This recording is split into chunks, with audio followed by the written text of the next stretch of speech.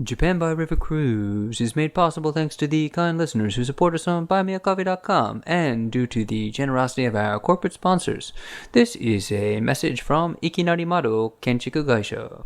Hi, we're a family-owned construction company that specialises in cutting windows into existing structures. And to be honest, we may have got a little carried away with our plans for expansion during the takeout boom, and now we're a bit overextended. Long story short, we took out some ill-advised loans from some scary people, and we need to find a bunch of new windows to cut, fast. So, turn our desperation into your good fortune by adding a new dimension to your business. Want to avoid blame for people congregating indoors at your pachinko parlor or host club? Simply cut a whole bunch of windows into your building so your customers can remain safely outside and maintain social distance while reaching through a convenient aperture to throw balls at a pachinko machine or throw lavish gifts to a boy in a glittery suit. Yeah, you might not need a takeout window for your cram school, chiropractor's office or onsen, but would it hurt you to have one? Hire us to do a very reasonably priced structural evaluation and we'll let you know. Ikinari Mado. Because the only thing that shouldn't be taken out is us if we can't repay those Yakuza.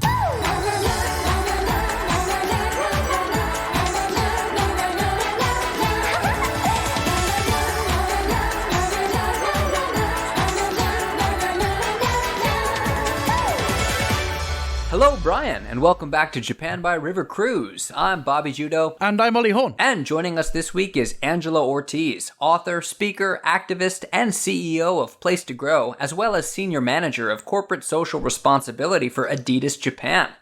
Angela first popped up on our radar after her successful cross-marketing initiative that provided the riverboat industry with sustainable flotation devices made entirely out of recycled trainers and tracksuits.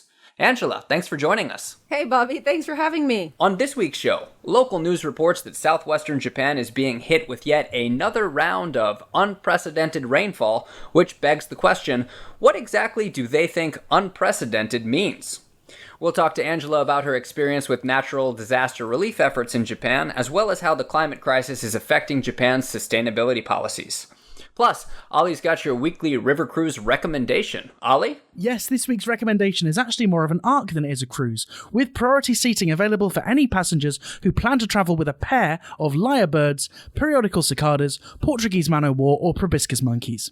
All that, and we'll give you the contact information for the Kyushu-based river cruise companies that are offering rewards for information about the current locations of their riverboats. But first, Soap Talk.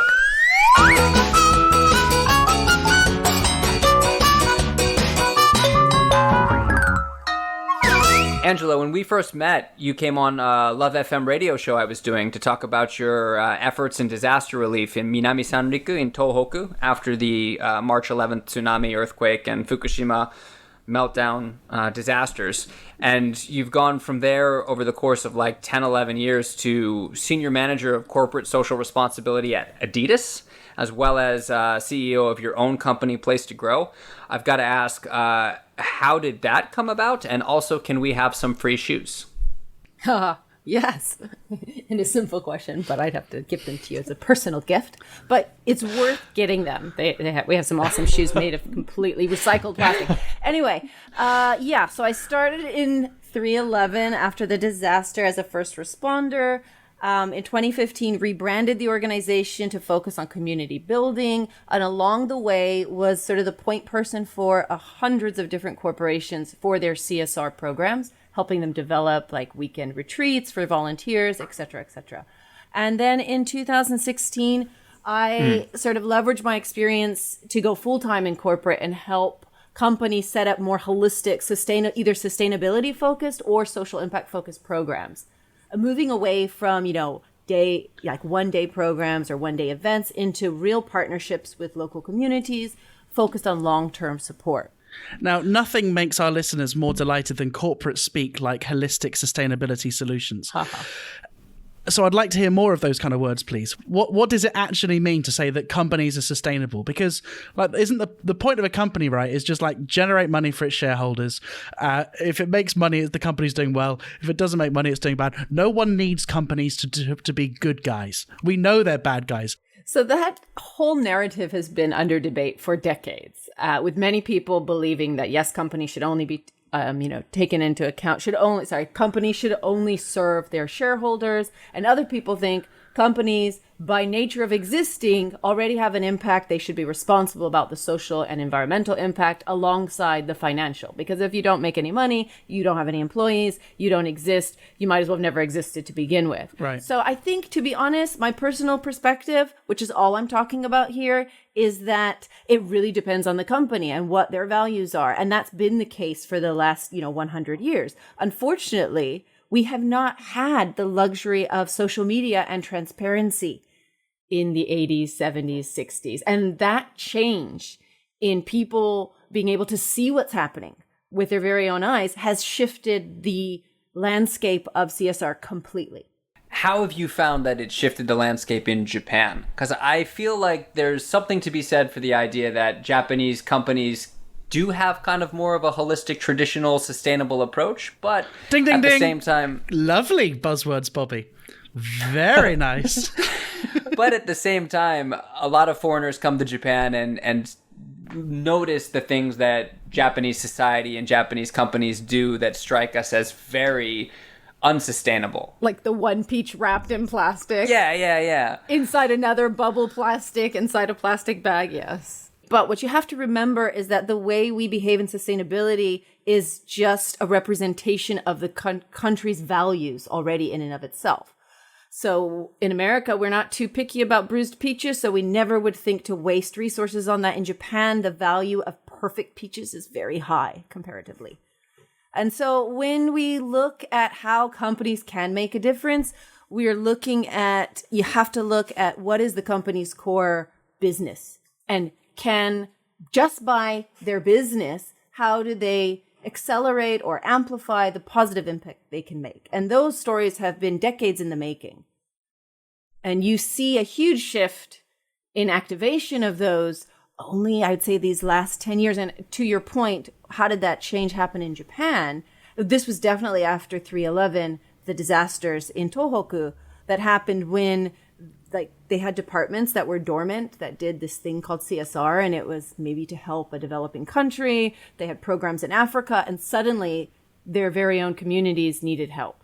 What's your perspective on CSR being, as you mentioned, kind of one department within a company that is kind of delegated to a small team to kind of check that box versus the company as a whole changing their mission to making sure that what they're doing is necessarily good? How do you see CSR evolving in companies to be, as you mentioned, less of this small little organization that checks a box to rather changing the nature and purpose of a company?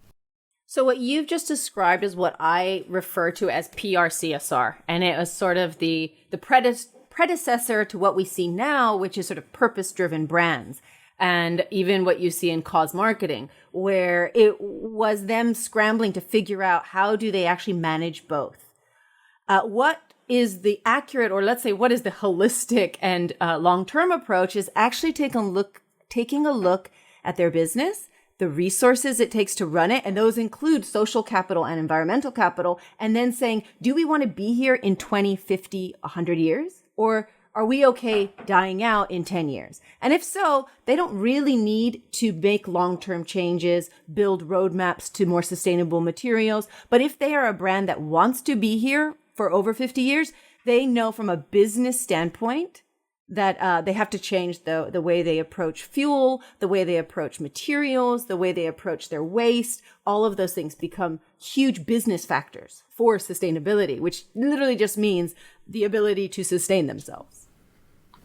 So Japan by River Cruise is a brand that Bobby and I want to continue to see existing for at least 50 years. We currently don't have a CSR officer.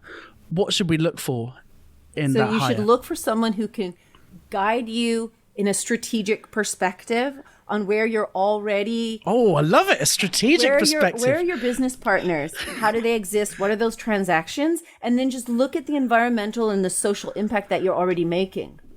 Okay. What impact are we making, Bobby? Minimal. I think minimal, which, I mean, we've got a very low carbon footprint. Yeah, fewer people that listen to the show, the less power that's consumed. But people do still nevertheless send us messages, which is bad for the environment. Bobby, what did we get this week? We've got one from Brian from Fukuoka, who is from Ishikawa. And he says, "Hi, cruisers. I'm in a bad way and could use some advice. I'm more or less bedridden presumably with tuberculosis. Are there any podcasts that you can recommend to help me while away the hours because I've exhausted the JBRC back catalog and need something else? Ali, do you have any podcasts that come to the top of your head that you could recommend? I'm not really a fan of podcasts as a medium. I think they're self-indulgent and typically pretty low quality. I concur. They're a waste of time. Right, Bobby, let's take a look at the news.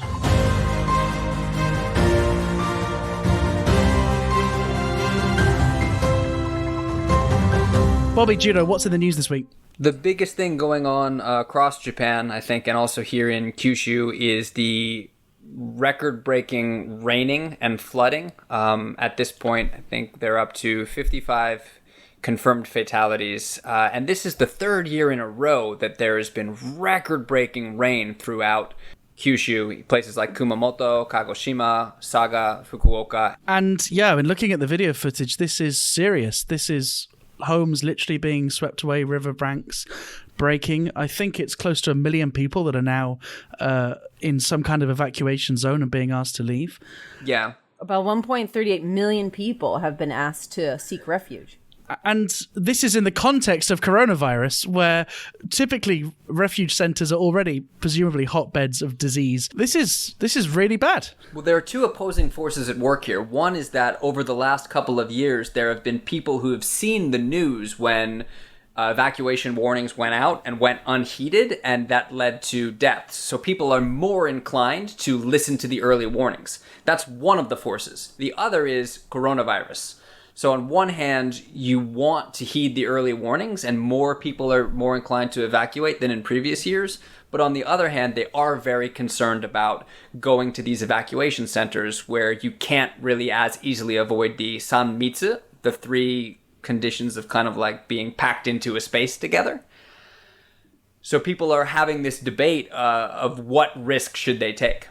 Angela, you've worked in these kind of disasters before. How do you communicate to people who are facing these kind of difficult decisions what their decision matrix should be? So that's a really tough question and even more complicated to answer because it's so location specific, it's so local specific. But I did read something the other day which really struck at me and reminded me of this, was how it was a small restaurant in the Kumamoto area that had been engulfed, and he had just gotten over sort of the sort of soft lockdown that we had experienced. And he was just saying, you know, I've lost already revenue, and now the floods come. It's just too much. And what's really interesting to see is the level of these, you know, because we've always had typhoons in Japan, right? We always get heavy rainfall, but now every year they're being categorized as disaster level. And that is something we haven't seen before. I remember the first time one of these once-in-a-100-year storms popped up 2 or 3 years ago, and then it happened again the next year, and then it was like the third year in a row that you've got a once-in-a-100-year storm. It's like you're going to have to redo your terminology there. So looking at the bigger picture, this is due to climate change. That much, I reckon, is beyond doubt. Yeah, well, I think there's like half a population of America who might disagree with that. But for anybody with a head on their shoulders, yes. This is climate crisis. And Japan is one of the countries that's most obviously affected right now by climate crisis. It's really ironic because, you know, in 1997, Japan was at the forefront of climate action. It's the birthplace of the Kyoto Protocol, where they were one of the first countries to say, let's limit our greenhouse gases and and the country became synonymous with cutting carbon. But fast forward 21 years, and Japan has really struggled to actually make significant progress on reducing its own emissions. They still have something like 56% of their energy is fossil fuels, and 20% is renewable, 20% nuclear. So like we haven't really seen any growth here. And that's surprising considering the impact that it's having now. Of course, the thing that I knew about Japan before I ever moved there was Japan is not a great position for a country, right? It sits on 3 tectonic plates. It's an island with choppy seas all around, right? Like you wouldn't choose to put Japan where it is. I mean, I think if Japan had a choice, they wouldn't choose to be next to Korea and China for different reasons, let alone the fact that it's an environmental hothouse of threats. Yeah, but to imply that they're used to disasters, I think is fair, but not necessarily the kind that they're seeing in the last couple of years. I mean, earthquakes, volcanoes, tsunamis that come from tectonic action. And then there's a typhoon season that they're used to. But because of climate change, they've seen a very large shift in the ways typhoons move, in the seasons and the patterns that rain come through, and places that don't generally get these kinds of heavy rainfall or storm force winds are now having to deal with them. It's like in America when the hurricanes now, they're not going through Florida, they're hitting higher up on the East Coast and devastating places that aren't used to dealing with hurricanes. Angela, do you see any of that reflected in the way they seem to be struggling with the response for the rain-related disasters? So we've actually seen progress in the last 10 years in disaster response in Japan. Like, you have to keep in mind that in 1995, when the Kobe earthquake happened, the government didn't even know that it was their responsibility to issue a response. It took them 1 week to send military to the region. And I think I read today that, they're doubling the military force that are being sent, or to be fair, the Japan Self-Defense Force that's being, sent to the region. And so Japan has consistently been able to learn a little from its disasters, but in the grand scheme of things, when you compare them to other countries, they're still quite behind. And this comes down still to really, really difficult in taking learnings. So they kind of, through each disaster, they take one little baby step up in terms of coordination, in terms of how they send resources, in terms of how they approach it. But from my perspective, I really applaud the progress that we have seen. They're there on the ground right away. They have all the prefectures and the cities have a designated NPO center now. They have communications in place. 10 years ago, we didn't have any of this. So what is the playbook? When the meteorological agency says, hey, a huge amount of rain is about to hit, what happens first? So I haven't actually seen their playbook, but one thing that's confusing is it's going to be prefecture by prefecture.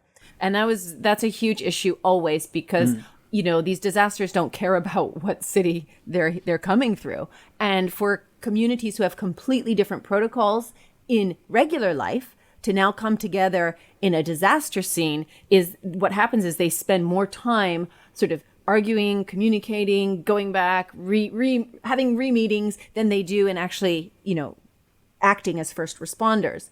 But what will happen is a preset sort of schedule of events will sort of pop into place.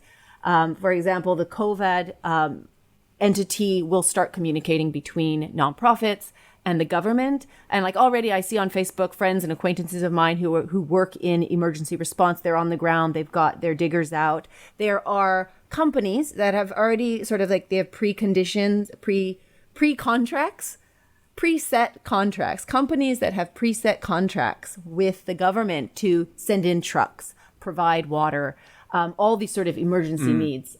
These things will have been preset. And they're just ready to go. And they're ready to go. I'm remembering something now about the 3/11 disaster. Wasn't there some city council board that was meeting to decide what to do when the tsunami hit, and the city council board was swept away by the tsunami? I heard the same story. I don't remember which town it was, though. An interesting sort of, just to bring this down to a human level, for example, in Tohoku, they had a 20-minute warning, right? And some people were able to escape to safe ground within 10 minutes and then thought, oh, I have time. Let me go back and find somebody. And then going back, they then got swept away. And these types of, preparedness on a very local level is still not enough in Japan. Between the local school and the supermarket. And is that where an organization such as yours come in? Whereas maybe the national government, the military are there to, make sure that electric pylons aren't falling on roads and making sure that where possible barriers are put up. But ultimately, it does come down to organizations such as yours to make sure on a human level, this person has enough to eat and this person can connect with their loved ones or whatever it is. Exactly the space that NGOs now are so important for. They fill those little gaps in a way that a corporation can't and a way that a government can't. Depending on the focus of the NGO, that's really their role and that's their benefit to society. So a lot of the work that I've been doing this week, the TV shows in the areas are all focused on disaster mode. They're covering the disasters, they're giving information, they're broadcasting information. And one of the things that they keep telling people is how to access the hazard maps. And do you know how long they've been producing these hazard maps? I feel like it's only been in the last 5 or 6 years. Yeah, I would say the same. I remember when they first started publishing those in Minatoku. And that was only, about 5 years ago. What are these maps? I don't know what they are. Each municipality prepares them and they make them available online, but I think they also mail a hard copy to all the residents of that municipality. And it lists the potential risks and hazards for each area that you live in. So you can look up your address and see a map and kind of like click this layer on the geographical map to tell you whether or not you're at risk for earthquake, whether or not you're at risk for flooding, tsunami, anything like that. It's whatever potential natural disaster hazards are in your area. And it also lists all the evacuation centers. Right, okay. But it's a very passive resource. Even the websites that they have up, a lot of them, they're just projecting your risk. They don't necessarily update in real time. I think there are ones that do update in real time, but it's like a hard copy. It's a static thing that you just have to look up on your own beforehand and go, oh, I live in an area that might be at flood risk. I might want to take the warnings a little bit more seriously.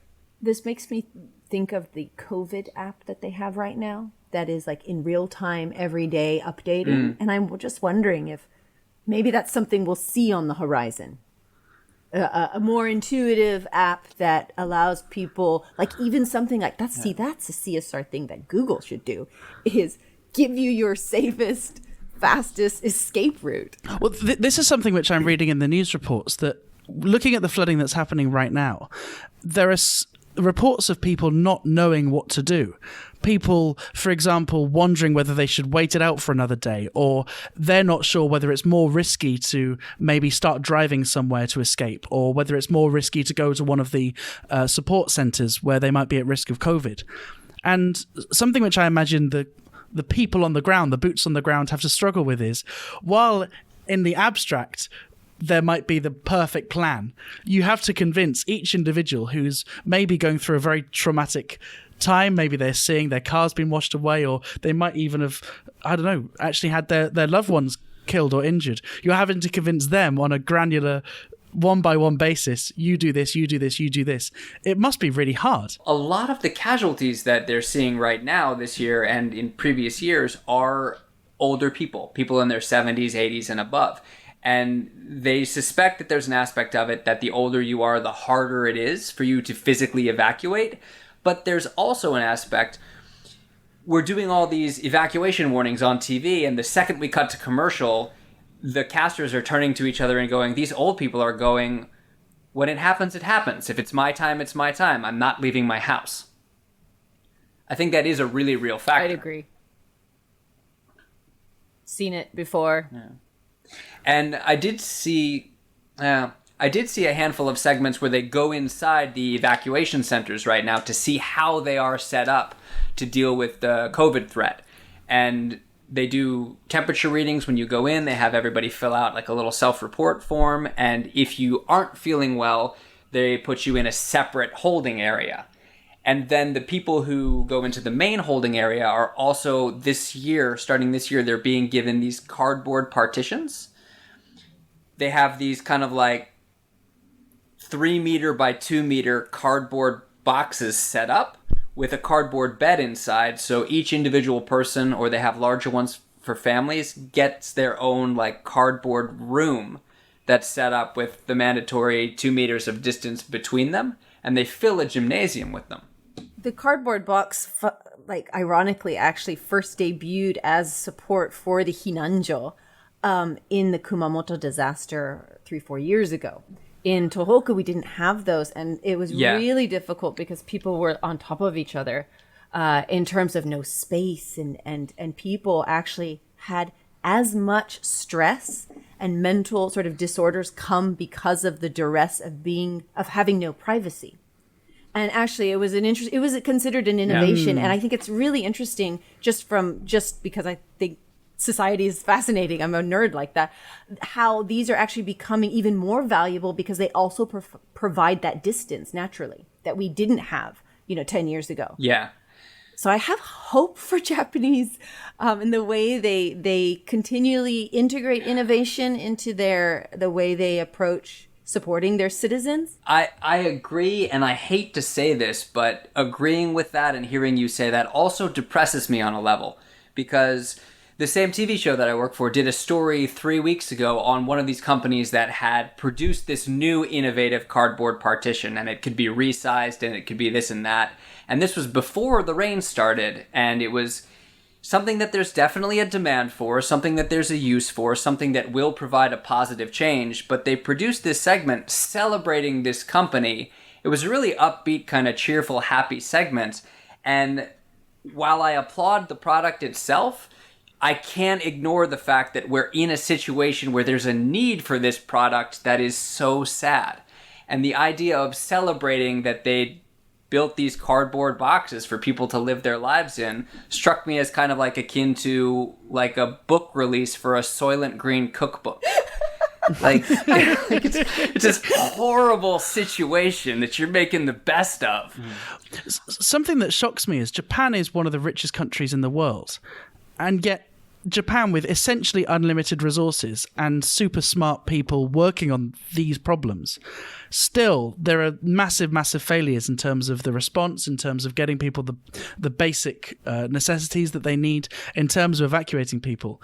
And I think about how it's not just Japan that has problems like this, it's also developing countries. And Japan exports a lot of these ideas and technologies to other countries to respond to disasters. Do you think there is a Japanese way of responding to disasters? Do you think that this is another example of Japan having refined its processes? I think there's pros and cons to each culture in the way they approach this. There's things that they can learn from each other. And really the best practice is for more international sharing. This was definitely a learning that came out of the 3/11 disasters. Japan tends to be very slow in integrating new processes and approaches, which often leads to really negative outcomes.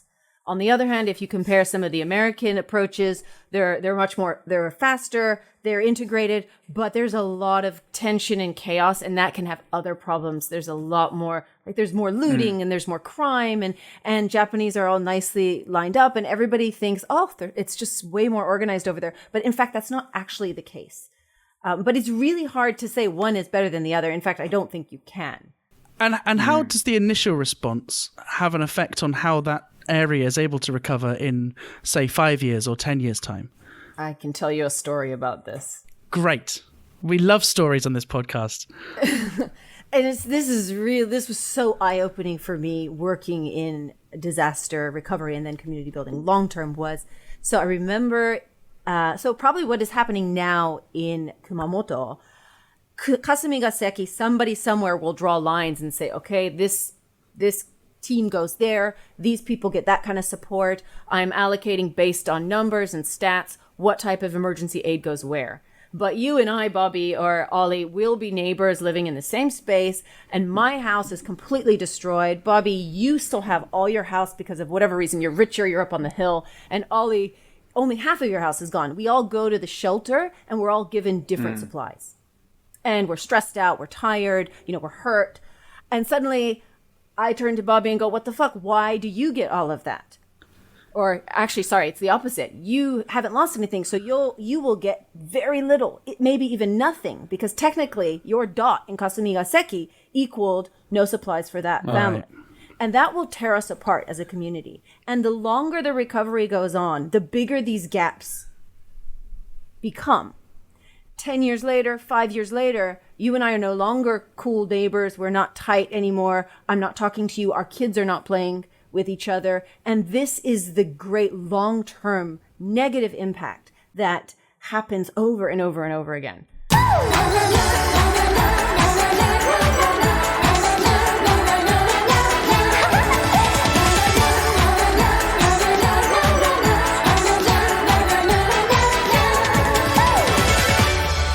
Hey, thanks very much for listening to this episode 43 of Japan by River Cruise. Thanks as ever to those who support the show by going to buymeacoffee.com/Japan by River Cruise and becoming members. The extra bits are, as ever, in your special feed. And thanks to our guest this week, Angela Ortiz. Very insightful conversation. We enjoyed it a lot. And I'm looking forward to receiving my copy of your book. Thank you, Bobby. I hope you enjoy it. So the core message of the book are 8 key principles that make up what I believe is a solid and well-rounded mindset for anyone who wants to make a positive impact in society. These are the crucially important understandings of human interaction, emotions, and community. And so it's kind of the development of this mindset that is the goal and purpose of this book.